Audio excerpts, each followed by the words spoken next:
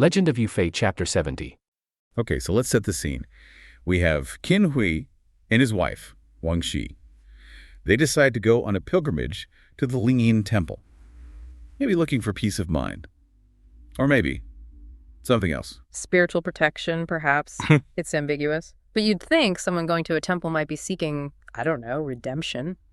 But what the source shows us is, well, it's a pretty stark look into his guilt and, honestly, his selfishness. Yeah, tell us about that. He gets into the main hall. What happens? Well, it's fascinating. Psychologically, the very first thing he does is clear the room, sends everyone out, guards, monks, everybody. He wants a completely private audience, just him and the divine.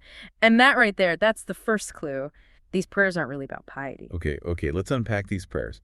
Because they seem to show exactly what he's afraid of, what he really wants. Yeah. He lights 3 incense sticks, right? Each one a specific request. What's the first prayer for? The first one is pure self-interest. Protection for him and Wang Shi. He wants long life, continued wealth, making sure their powerful position in court stays solid, keep the status quo, basically. No interruptions to their power. Standard enough for a powerful figure? Maybe. But the second one, that's where it gets pretty chilling. He prays about Yufei and his son, Yuyan, but not for their peace. No, not at all. He prays for them to, and this is the phrase, quickly achieve reincarnation and no longer cause trouble. Think about that. He knows he wronged them. He knows their spirits have every right in this moral framework to haunt him, to seek justice. So he's basically asking the Buddha to fast-track their souls out of the way, get rid of these inconvenient ghosts. Wow. So he's not asking for forgiveness. He's asking for the victims to just disappear spiritually so they don't bother him anymore. Right. Like sweeping spiritual dust under the rug. Exactly. He sees them as an ongoing problem to be managed, not a wrong to be righted. And the third incense stick. What's the final prayer? That one's simple. Total destruction of all his enemies, anyone left who might oppose him. So even with Yufei gone, he knows he's made countless enemies. He lives in fear. These prayers, they're not about finding peace. They're about using divine power as a weapon to secure his earthly power and safety. They're basically confessions wrapped up as prayers. So he's laid bare his deepest fears and desires in this private moment. Does the universe respond? Almost instantly. It's quite dramatic in the telling. After his secret prayers, he rejoins his wife and they go visit the abbot's chamber. And right there on the wall, there's a poem. And the detail the source gives is crucial. The ink is not yet dry. Ooh, chills. So it's fresh, meant for him. Fresh, immediate, and it contains something that hits him right where he lives. Okay, what's in the poem? What specific line just absolutely terrifies Qin Hui? It's the line that directly references his secret plot. The poisonous scheme at the east window surpasses interlocking rings. The east window scheme. Exactly. Dang Chuang Juji. According to the story's tradition, this phrase refers to the secret plotting session between Xin Ho and Wang Shi, maybe even written in ash under their study window, where they finalized the plan to frame Yufei. It was supposed to be their deepest secret, known only to them. So seeing it written on a temple wall. It means someone knows. Someone saw into the heart of his treason. That's a pure terror for him. And it doesn't stop there, right? Yeah. The poem also mentions his wife. Yes, it does. Alas, that woman implies her long tongue. It implicates Wang Shi directly, confirming the author knows about her role and urging him on in sealing the deal. The poem knows the who, the what, and the where of their conspiracy. So the abbot tries to smooth it over like, oh, it's just some crazy monk. Yeah, he tries to downplay it. It says there's this eccentric monk, Feng Seng, the crazy monk, who wanders around scribbling things. But Qin Hu is rattled. He's clearly superstitious, or at least deeply unnerved by prophecy. He insists on seeing this monk, confronting him. And this monk, Feng Seng, he sounds like quite a character, the description. Oh, he's the total opposite of the refined, powerful chancellor. The text describes him with, wild hair, a dirty face, wearing rags, even having a crooked mouth and limping. He looks like the kind of person society ignores, but who, in stories like this, often holds the uncomfortable truths. And Qin Hui, trying to regain control, starts by insulting him. Yes, insults his appearance, questions his piety. Standard tactic for someone trying to assert dominance. But the monk doesn't back down. Not one bit. He throws it right back at him. Says something like, "My heart is kind, unlike your Buddha mouth snake heart." Wow. A direct hit, calling the chancellor a hypocrite to his face. In public, no less. A serious accusation delivered right there. And they have this sort of barbed exchange about the things the monk is carrying. A broom. Right. Qin Hui asks, "What's the broom for?" And the monk says, "To sweep away evildoers like you." Ouch. And he's got a fire tube, too. Yes, and when asked about that, the monk says it can cause wolf smoke to rise everywhere. Wolf smoke. Like signals for war or rebellion. Exactly. It's a clear threat. He's basically saying, I hold the tools to expose you and bring chaos down on you. It's all symbolic, but the message is potent. And then the monk brings it back to the core secret again, doesn't he? How does that happen? Wang Shi, perhaps trying to change the subject or maybe genuinely curious, asks why the monk looks ill. And he gives this incredibly pointed answer. He says he caught a chill at the east window. There it is again, the east window. Right. He's linking his own apparent suffering directly to witnessing their plot, saying their evil physically affects the world around them.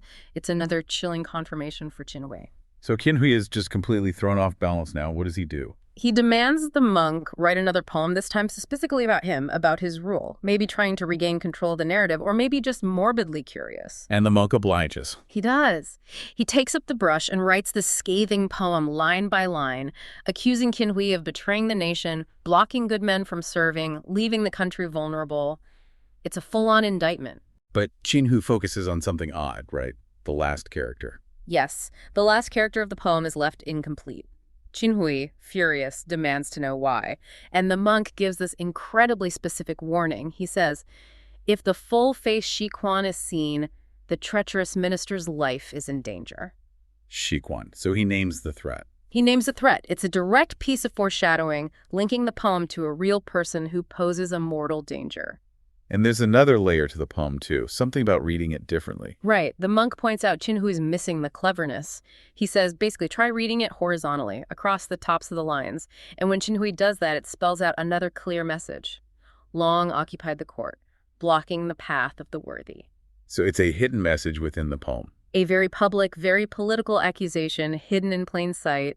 The monk has essentially published an anti-Qin Hui manifesto right there in the temple. Qin Hui must be absolutely livid, ready to have him killed. He wants to, orders his guards to beat him. But the monk seems supernaturally protected, they can't move him. And Wang Shi, ever the pragmatist, advises caution. Making a scene, killing a monk in a temple. Bad optics, even for Qin Hui. So they try to placate him instead, offer him food. Yes, Qin Hui offers him 2 steamed buns, maybe as a clumsy peace offering, maybe a test. And the monk's response is the final masterstroke of this encounter. He takes the buns, rips them open, lets the filling spill out, and he declares, "Others eat your filling, Ongzi, but the monk does not eat your trap, King Qian." A pun. The words sound the same. Exactly. Filling and trap are homophones in Mandarin. He's saying, I see through your schemes, your kindness is just another snare, and I'm not falling for it. He rejects Qin Hui completely, spiritually and physically. So the monk gets away, leaving Qin Hui with this name ringing in his ears. Quan. Yes. The prophecy isn't just a vague warning anymore. It's actionable intelligence. Qin Hui immediately orders his guards, find anyone named Quan, and arrest them. And just like that, the mystical warning connects with the real world. Precisely. The narrative introduces Quan right then. He's not just some random guy. He's a former loyal general who served under Yu Fei. He's been hiding out, planning his revenge, and now he's come to the capital specifically to assassinate Qin Hui. And he sets up an ambush where Qin Hui will pass on his way back from the temple. Right near a place called Zhong'an Bridge, it's perfectly planned. Qin Hui's procession comes along. Quan jumps out, blade ready. This is it, right? Justice served. You'd think so. He raises his sword to strike down the traitor. And then something extraordinary happens, according to the source text. What stops him? Just as he's about to stab Qin Hui, his arm suddenly goes completely numb. He can't move it, can't deliver the blow. His arm just stops working. Completely paralyzed in that moment. And of course, Qin Hui's guards, seeing him frozen there, easily overpower and capture this otherwise formidable warrior. Okay, wait. That feels anticlimactic. Why build up the righteous avenger just to have him fail because his arm fell asleep? It's not random. The source gives a very specific and honestly quite profound reason for this failure. Which is? It says Yu Fei's spirit intervened. Yu Fei's ghost actively stopped Quan's arm. Yu Fei's ghost stopped the guy trying to avenge him. Why on earth would he do that? Wouldn't he want Qin Hui dead? This is where the story's core morality really comes into focus. The text explains Yufei's spirit did not want the assassination to succeed because it would spoil his lifelong loyal reputation. Spoil his reputation. How? Qin Hui was a traitor. Because assassination, even of a traitor, was seen as potentially dishonorable. Yufei built his entire life, his legend, on loyalty, righteousness, following the proper path. For his legacy to be associated with an act of murder, even justified murder, would tarnish that perfect image. The preservation of his Yiming, his righteous name, was more important than immediate revenge. So Yufei's ghost is playing the long game, protecting the idea of Yufei, the symbol of loyalty, even if it means letting his killer live a bit longer. Exactly that. It's about ensuring the moral purity of the cause endures. The spirit intervened not really to save Qing Hui, but to save Quan from becoming an assassin and to preserve Yufei's own legend untainted. Martyrdom for Quan was preferable to a successful but dirty assassination. Wow. Okay, so Quan is captured. What happens then? Does he break? Not at all. He fully embraces his fate. When he's dragged before Qin Hui, he doesn't plead for his life. Instead, he uses the opportunity to unleash this furious tirade, cursing Qin Hui as a traitor, a liar who fooled the emperor and murdered the loyal. He makes his capture a platform for defiance. Turning his execution into one last act of loyalty. Precisely. He guarantees his own place in history as a righteous martyr. Qin Hui, of course, orders him executed immediately. But the narrative concludes that section with a poem praising Quan, comparing him to heroic figures from the past who sacrificed themselves for honor. He achieves that righteous name Yufei's spirit wanted. Quan fails to kill Qin Hui. And Yu Gao. Well, he's consumed by grief and fury, isn't he? Completely. His first reaction is pure rage. He wants to raise an army right then and there, march on Qin Hui, get direct, bloody revenge. But then Wang Yi steps in, and this is where you really see the influence of Yufei, even after his death. Yeah, Wang Yi appeals directly to the Yinling, the spiritual guidance of Yufei, because remember, Yufei had specifically forbidden any unauthorized campaigns, even against Qin Hui. The idea was not to destabilize things further, even under a tyrant. That loyalty just extends beyond the grave. Wow. And the emotional weight of holding back that anger, it just proves fatal, doesn't it? It does. Wang Yi and Zhongshan, they were already overwhelmed by sorrow. And then being forced to check that righteous anger again. It was just too much. The source says they were stricken with a sudden illness that very night. And it wasn't just that they got sick. No. And this is such a critical cultural point for you to grasp. They actively refused medicine. Right. In this context, that's not just being stubborn. It's a deliberate, really profound statement. It's grief. It's protest. They're basically saying, if we can't get justice for our marshal, we won't live under this regime. Precisely. It's like a willful martyrdom through sorrow. And because they refused treatment, refused comfort, they both died very shortly after. Which leaves Niu Gao totally alone. Utterly isolated. And he utters that proverb, She Ye Ka. A single tree doesn't make a forest. The original core group is just gone. And not even in battle, but destroyed by the emotional toll of it all. The loyalty cost them everything. Exactly. The source is really hammering home that point. Okay, so now let's switch focus to the man causing all this suffering, Qin Hui. You'd think surviving an assassination attempt would make him feel, I don't know, powerful. But it's the opposite. After the attack, the text says his mind is disturbed, his old disease flares up, and he develops this horrifying, really painful abscess on his back, a fabe. And it's bad enough that the emperor himself has to send doctors. Imperial doctors, yes. Shows how serious it was. But what's fascinating is the narrative implication, Qin Hui is physically breaking down. And his wife, Lady Wang, she connects it all back to the crazy monk, right? Feng Jing. Yes, she does. She suggests Quan's attack was basically incited by the monk's earlier prophetic and pretty insulting poetry. So when Qin Hui hears this, and Lady Wang is linking his physical agony to the monk's, spiritual defiance, it makes you wonder, doesn't it? Is this fabe, this abscess, just a plot point? Or is it like the story making his corruption manifest? Like, is the universe itself making him sick? It certainly reads that way. In a lot of traditional Chinese literature, these kinds of severe illnesses, they often act as physical signs of moral corruption or deep guilt. The tyrant isn't just being plotted against, he's kind of rotting from within. And the psychological torment of knowing this, potentially supernatural figure is mocking him. That's got to be compounding the physical pain. So he's desperate. He orders his general, He Li, to go arrest the crazy monk at Lingyin Temple. Right. And the monks escape. It's just brilliant. It's pure wit, and it's such a slap in the face to Qin Hui's authority. Heli grabs him. The monk says, okay. But first, let me just bathe and change clothes. Classic delaying tactic. And he's probably terrified the monk will, self-terminate or something. So he rushes in after a minute with his men. And poof, the monk is gone. Yeah. Vanished. They check everywhere under the bed, rafters, nothing. No trace. But he left something behind. He did. A small sealed box. Yeah. Addressed right to Qin Hui. And inside, a poem, a GN Tai. Yeah, and it doesn't just mock Qin Hui. It basically confirms the monk is like an immortal being way beyond Qin Hui's reach. The key lines are just devastating to Qin Hui's ego, aren't they? Came to the dust world pretending madness, exposed the corrupt and returned to my old home. You ask where my harm is, it is on the first mountain of the southeast. Talk about a mic drop from another dimension. Oh, Qin Hui is absolutely incandescent with rage. And who does he blame? Heli, of course. Of course. Heli was already on thin ice because he'd let the Daoyu monk, another sort of supernatural figure, escape earlier. This second failure, unforgivable. And the punishment is, well, it's pure tyranny. Heli's mother and wife are thrown in prison immediately. And Heli gets this impossible mission. Go find the first mountain of the southeast, which is described as this mythical place for immortals, maybe near Zhaojian City, and bring the monk back. Or else. Or else execution. For him, for his entire family. It's just brutal. It shows Qin Hui's absolute power, but also maybe his desperation. Sending a general on a literal quest for an immortal. Yeah, a cosmic scavenger hunt with his family's life on the line. Okay, so that's one thread, the tyrant tormented, lashing out.